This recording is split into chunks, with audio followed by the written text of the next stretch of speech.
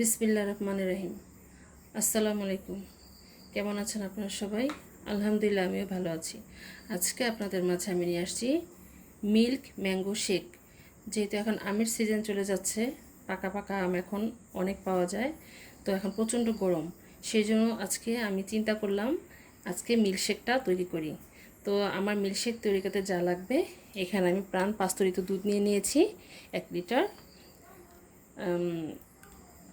আর হচ্ছে আধা লিটার আছে এখানে, আধা লিটার।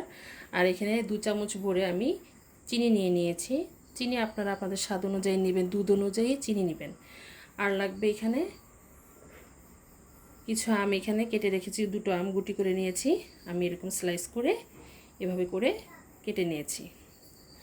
আর এখানে ছোট করে কেটে রেখেছি যেন এটা পরিবেশন দিতে পারি। আর এখানে আম লাগবে, আপনারা যত পরিমাণ আম নেবেন তত মজা হবে দুধ, ঠিক আছে।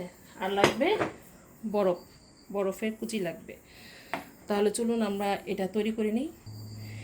এখানে ব্লেন্ডারের জগটা নিয়ে নিয়েছি। এখন এর মধ্যে আমি যে দুধটুকু আছে এটা পুরোটা আমি এখন দিয়ে দিব। বিসমিল্লাহির রহমানির রহিম।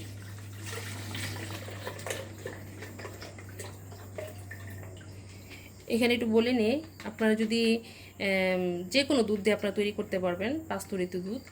আর যদি আপনারা পাস্তুরিত দুধ না থাকে, তাহলে আপনার যদি গরুর দুধ থাকে সেটা জাল করে ঠান্ডা করে তারপর আপনারা অবশ্যই এটা ব্লেন্ডার করবেন, না হলে গরম অবস্থায় সেটা করা যাবে না। আর লাগবে এখানে কয়েকটা বরফের কুচি দিয়ে দিচ্ছি এখানে কয়েকটা। আপনারা চাইলে এখানে আইসক্রিম দিতে পারেন, যে কোনো ভ্যানিলা আইসক্রিম আপনারা ইউজ করতে পারেন। এখন আমি আমগুলো দিয়ে দিব এর মধ্যে, যে কেটে রেখেছিলাম আমগুলো দিয়ে দিচ্ছি।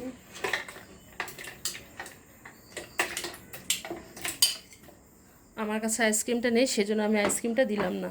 আপনারা যদি আইসক্রিমটা ইউজ করতে চান, এর মধ্যে দিতে চান, তাহলে আরও বেশি টেস্ট বেড়ে যাবে। এখন আমি চিনিগুলো দিয়ে দিচ্ছি।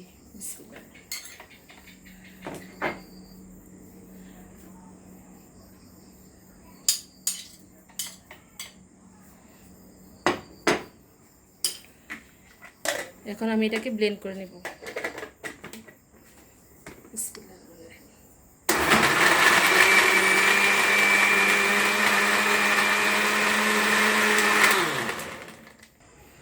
আমাদের ব্লেন্ড করা হয়ে গিয়েছে।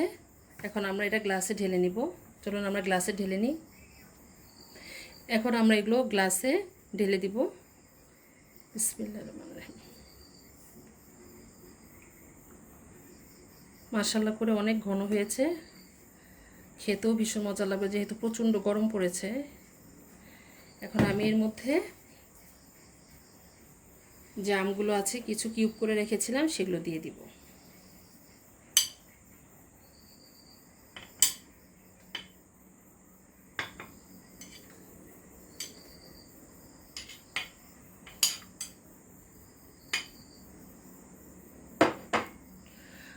আর এখানে কিছু কিশমিশ, চেরি ফল আর বাদাম আছে। আপনারা চাইলে যে কোনো বাদাম এখানে ব্যবহার করতে পারেন, কাজু বাদাম বা পিস্তা বাদাম।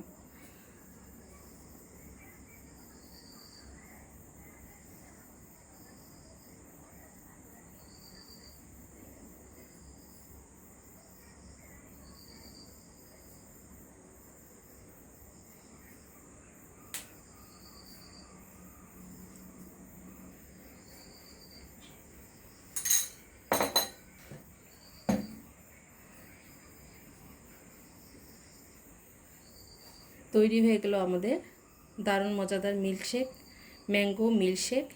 তো আপনারা বাসায় অবশ্যই ট্রাই করবেন। মাশাআল্লাহ করে খেতে ভীষণ মজা, প্রচণ্ড ঘন হয়েছে এটা টেস্টটা খুব মজা। আপনারা বাসায় অবশ্যই একবার হলে ট্রাই করে দেখবেন।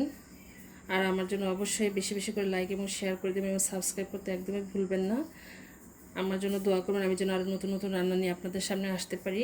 আপনারা যে যেখানে আছেন ভালো থাকেন, সুস্থ থাকেন। আল্লাহ হাফেজ।